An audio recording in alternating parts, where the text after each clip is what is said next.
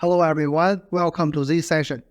In this session, we will talk about the GA stopping criterion, and at last, we will provide a summary to GA. As we can see from the workflow of GA, we have covered the initialization, selection, crossover, and mutation. So replacement is very straightforward. Now we leave the last block, termination conditions, or we call it the stopping criterion or stopping conditions. That is the same thing. So this is why we are trying to answer when will we stop the GA iterations. Because if the stopping criterion is not met, GA will continue to produce new generations, right? So we need to stop GA at a proper time.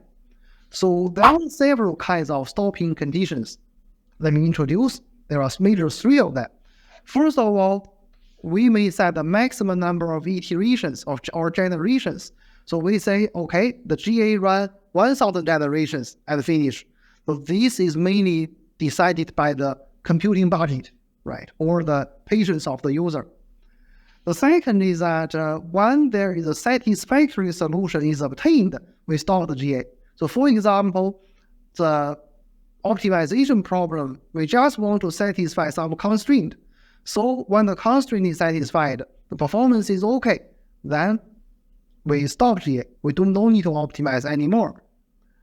And the third is that the population converges. So this means that the population clusters to one point and its neighbor. So in this way, when we continue doing GA, we can't expect much improvement. So in this case, the GA can be stopped. So in the real practice, we may use one or multiple of these stopping criteria. So this we will cover it in the advanced specialization, not in this fundamental specialization. Now we can give a summary of the GA, of the evolution mechanism, right? So evolution mechanism, there include crossover and mutation and selection. So they are different. Here we make the comparison. For crossover and mutation, we use them to increase the population diversity, right? So to generate new candidates. And they have nothing to do with fitness. The goal of the crossover and mutation, they focus on generating new individuals, right? Well, selection, this is quite different. Selection decreases the population diversity and the fitness increases. The selection we focus on makes the population enter in the promising areas. So we iteratively do these two processes. Get the optimal, the promising areas, then we crossover mutation. We generate better things in this area. Then we select the promising area again. We go back to crossover mutation to generate new things in this new promising area. So that's why the evolutionary algorithm can continuously generate better and better solutions, right? So eventually we can summarize the advantages and drawbacks of GAs. Let's first see the advantages.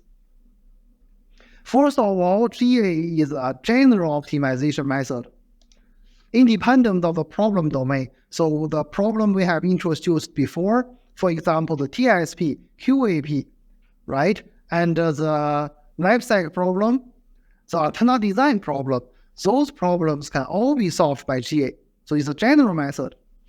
Also, because of the use of population, the candidate solutions, the evaluation of them does not depend on each other. So therefore, they can be evaluated in parallel. Also, because of using a population, we are able to generate various kinds of optimal solutions for the user to select. And also, the GA implementation process is not difficult, and there are even more easier ways. And I will discuss in the later sessions about how to use MATLAB built-in GA functions to implement GA. Right? Although GA have these advantages, there are also disadvantages. First of all, the GA may not obtain a very high-quality optimal solution. It may obtain an optimal solution, satisfactory, but sometimes it is not very high quality. Yeah, so we still need some other method to support it. Second, the GA has several parameters. So for example, the population size, right?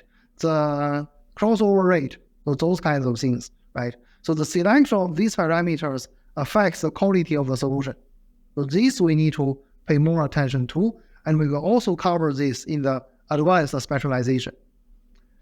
At last, GA is not very fast, so it needs a lot of computing power, right? Although the parallel computing can indeed support it. Okay, that's all for the GA. And this is the end of the session. So thank you for listening. Bye-bye.